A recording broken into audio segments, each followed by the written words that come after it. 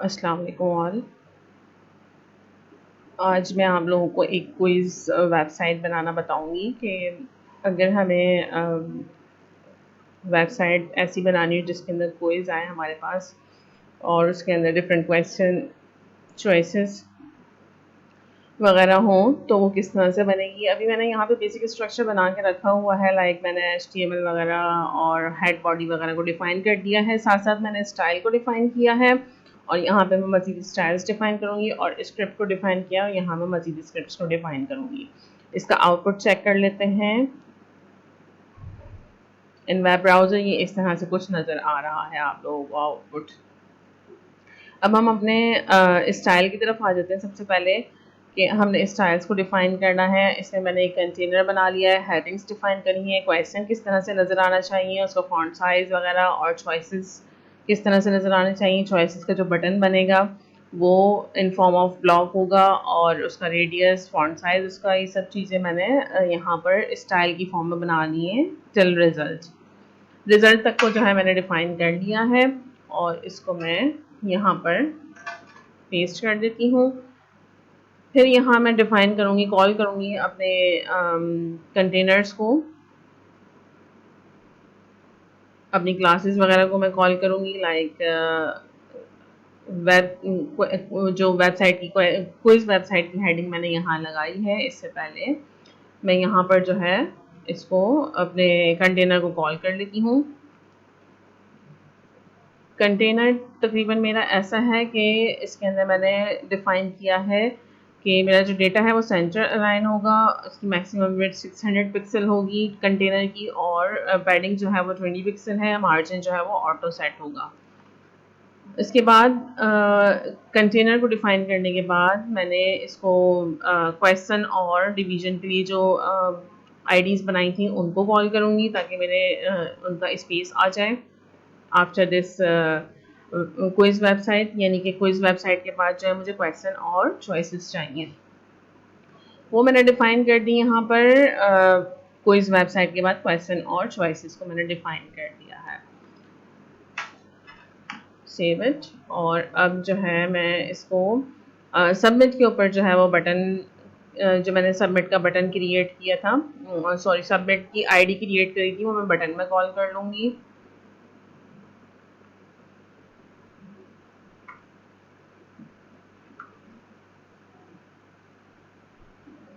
Okay, यहाँ submit delete कर देते हैं, सेव इट। और अब मैं इसको चेक करवा लूँगी कि इसका आउटपुट जो है वो क्या आ रहा है।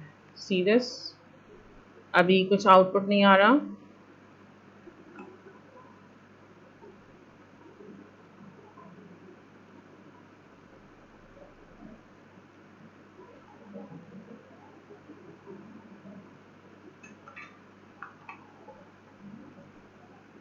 ये देखें इस तरह से इसका आउटपुट आ गया, मतलब मेरा जो ये कंटेनर है वो 600 पिक्सल का आया है। उसका बॉर्डर कुछ भी नहीं आया क्योंकि मैंने बॉर्डर कोई डिफ़ाइन ही नहीं किया था। और इसका टेक्स्ट साइज़ जो है वो मैंने डिफ़ाइन किया था 20, सॉरी टेक्स्ट साइज़ मैंने यहाँ डिफ़ाइन नहीं किया था, वो मैंने डिफ़ाइन किया था हेडिंग 1 के अंदर, दिस वन। ये जो 75 पिक्सल मैंने टेक्स्ट साइज़ डिफ़ाइन किया था वो यहाँ शो हो रहा है और सबमिट का बटन बन के आ गया है। ठीक है जी। अब जो मैंने यहाँ पे क्वेश्चन और आंसर की आईडीज़ कॉल करी हैं, ये तो उस तरह से मेंशन होगा जब मैं यहाँ पे क्वेश्चन और आंसर लिखवाऊंगी। तो क्वेश्चन और आंसर जो है वो मेरे स्क्रिप्ट के अंदर मुझे लिखवाने हैं। क्यों? क्योंकि उन्हें हमने प्रोसेस करना है। प्रोसेस क्या करना है कि क्वेश्चन आते जाएंगे, उसके साथ साथ चॉइसेस आएंगी और हम उनके आंसर देंगे। अब स्क्रिप्ट में जो है वो कांस्टेंट डेटा को हमने एक वेरिएबल ले लिया और उस वेरिएबल के अंदर हमने क्या क्या चीज़ें डिफ़ाइन करी हैं। एक क्वेश्चन को डिफ़ाइन किया है, एक चॉइस को डिफ़ाइन किया है और करेक्ट आंसर को डिफ़ाइन किया है। और इन्हीं को हम मज़ीद अपनी कोडिंग के अंदर कॉल करेंगे। मतलब कि हमने जो फंक्शंस वगैरह इस्तेमाल करने हैं अपने स्क्रिप्ट के अंदर, यूजिंग फंक्शन हम इनको कॉल करके इस तरह से गेट एलिमेंट बाय आईडी करके और फंक्शन के अंदर इनको कॉल करके हम रिज़ल्ट को कैलकुलेट करवाएंगे। अच्छा जी, तो मैं इसमें आप लोगों को ये एक और चीज़ बता दूँ कि क्वेश्चन डिफाइन करने के बाद हमने इन्वर्टेड कॉमास लगाए और ये बीच में इस तरह से क्वेश्चन हमने मेंशन किया है। जो क्वेश्चन हम यहाँ मेंशन करेंगे वही आउटपुट पे आएगा।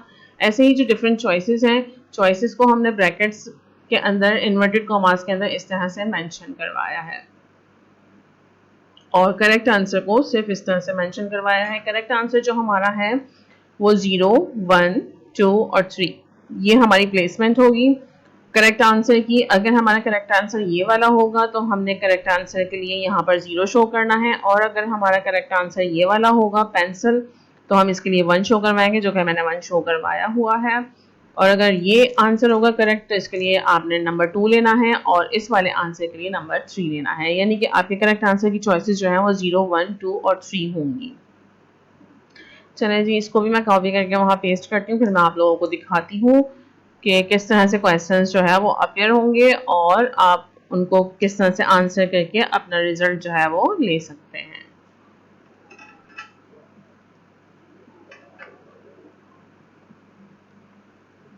अब यहाँ पर मैंने तमाम क्वेश्चंस यहाँ तक डिफाइन कर दिए हैं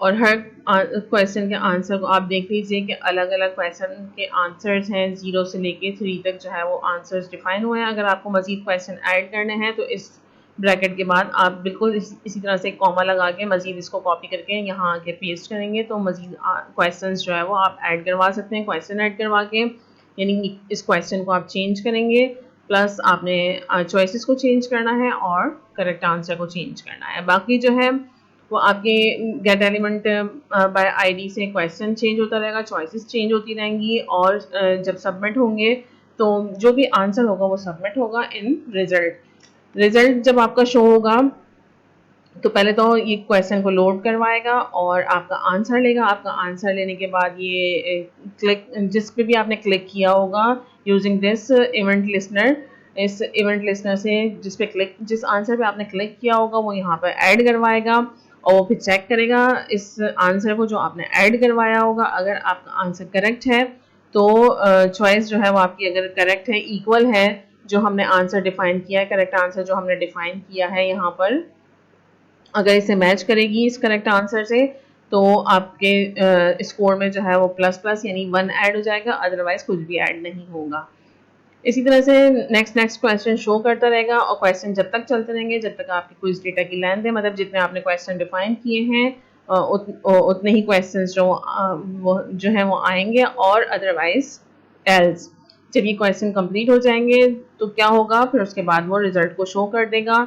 और रिजल्ट को किस तरह से शो करेगा, क्वेश्चन भी नज़र नहीं आ रहा होगा आपको, चॉइसेस भी नज़र नहीं आ रही होंगी, सबमिट का बटन भी नज़र नहीं आ रहा होगा, सिर्फ आपको रिजल्ट नज़र आ रहा होगा in form of your score आएगा लिखा हुआ।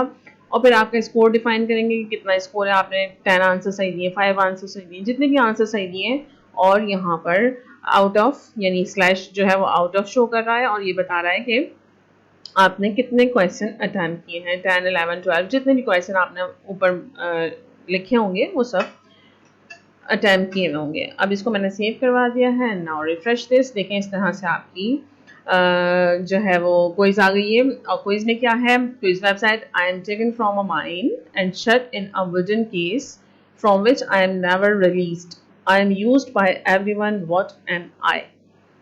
I think it's pencil. तो पेंसिल के ऊपर क्लिक किया, जो भी आपके आंसर है करेक्ट आंसर आप उसके ऊपर क्लिक करते जाएं और फिर आखिर में आप चेक कर लीजिएगा कि आपका आंसर कितने करेक्ट हुए हैं और क्या है। मैं रैंडम क्लिक करती जा रही हूँ, वैसे तो मुझे पता है कि क्या क्या है लेकिन फिर भी मैं रैंडम क्लिक कर रही हूँ। तो देखें एक आंसर जो है वो मेरा गलत हो गया है। खैर मेरा स्कोर बना है योर स्कोर 10 आउट ऑफ 11, यानी कि 11 क्वेश्चन मैंने अटैम्प्ट किए हैं और वो इस तरह से आपको मिलेंगे। आप चाहें तो इसके कलर्स वगैरह को चेंज करवा सकते हैं, मॉडिफाई कर सकते हैं, वो सब मैं आप लोगों को बहुत पहले ही बता चुकी हूँ। और आप लोग मजीद मॉडिफाई करना चाहते हैं तो इन कलर्स वगैरह को चेंज करवा दें, हेडिंग के कलर को चेंज करवा दें, क्वेश्चन के कलर को चेंज करवा दें, चॉइसेस के कलर को चेंज करवा दें, बटन के कलर को चेंज करवा दें, जो भी कलर आपने चेंज करना है वो आप करवा सकते हैं। और ये आप बहुत अच्छी तरह से जानते हैं कि किस तरह से कलर को चेंज करवाना है। ठीक है जी, फिर हम आ जाते हैं अपने बॉडी के ऊपर। थोड़ा मैं बॉडी को ब्यूटीफाई कर देती हूँ using my background attribute. Background attribute में मैं एक पिक्चर लगा देती हूँ। मैंने एक अच्छी सी पिक्चर निकाली है लाइक दिस, ये रहा। ओके,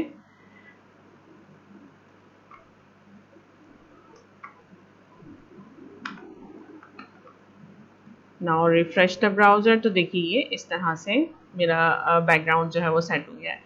और अब कलर वगैरह आपने जो भी शार्पन करवाना है, जो भी डिफ़ाइन करना है कलर, या आपने कुछ शेडो वगैरह लगाना है, तो वो सारे मैं फ़ॉन्ट की प्रॉपर्टीज़ आप लोगों को सिखा चुकी हूँ, आप वहाँ से इस्तेमाल कर सकते हैं। उम्मीद करती हूँ यहाँ तक आपको ये वेबसाइट समझ में आ गई होगी। इसकी कोडिंग आपको चाहिए तो आप लोग जो है वो यहाँ से भी ले सकते हैं, मतलब वीडियो पॉज करके आप लोग चेक कर लीजिएगा इस कोडिंग को, और कोडिंग जो है वो आप अपने पास कॉपी करके काम कर सकते हैं। अदरवाइज आप इंस्टा पे या जीमेल पे मुझे कांटेक्ट कर लीजिए, ताकि मैं ये कोडिंग आपको जो है वो सॉफ्ट कॉपी सेंड कर सकूं। और जो मेरे अपने स्टूडेंट हैं जो फ़िलहाल इंस्टीट्यूट आ रहे हैं, तो वो अपनी यूएसबी ले आएँ और यूएसबी से डेटा जो है वो ले जा सकते हैं। और क्वेश्चंस अगर आपको चेंज करवाने हैं, आपको सही नहीं लग रहे, जो भी आपके क्वेश्चन आप रखना चाहते हैं वो क्वेश्चन रखें, उनकी चॉइसेस रखें, उनके आंसर करेक्ट करवाएं, आंसर जो है वो चेंज करवाएं। और आजकल एआई सॉफ्टवेयर्स, एआई ऐप्स आ चुकी हैं, जो बार बार मैं आप लोगों को बताती रहती हूँ कि चैट जीपीटी यूज़ करें आप। तो मैंने चैट जीपीटी को ही यूज़ करते हुए क्वेश्चन आंसर दिए हैं, और आप चाहें तो अपने स्पेसिफिक टॉपिक के ऊपर क्रिएट करवा सकते हैं इसको। इंशाल्लाह मेरी पूरी कोशिश है कि मैं आप लोगों को नेक्स्ट वीडियो के अंदर फ्री वेबसाइट जो है वो बनाना सिखाऊं, और उसको किस तरह से आप यूटिलाइज़ करेंगे, किस तरह से इस्तेमाल करेंगे, ये तमाम चीज़ें मैं इंशाल्लाह आपको नेक्स्ट वीडियो के अंदर बताऊंगी। आप लोग भी मुझे बताइएगा कि आप लोग ये ऐसी वीडियो चाहते हैं जिसमें मैं आप लोगों को फ्री वेबसाइट बनाना सिखाऊं, तो मैं इंशाल्लाह ज़रूर वो वीडियो बना के आप लोगों के साथ शेयर करूँगी। Thank you. वीडियो को लाइक कीजिएगा, चैनल को सब्सक्राइब कीजिएगा, वीडियो को शेयर भी कीजिएगा दोस्तों के साथ, फ्रेंड फैमिली के साथ। Thank you. अल्लाह हाफ़िज़।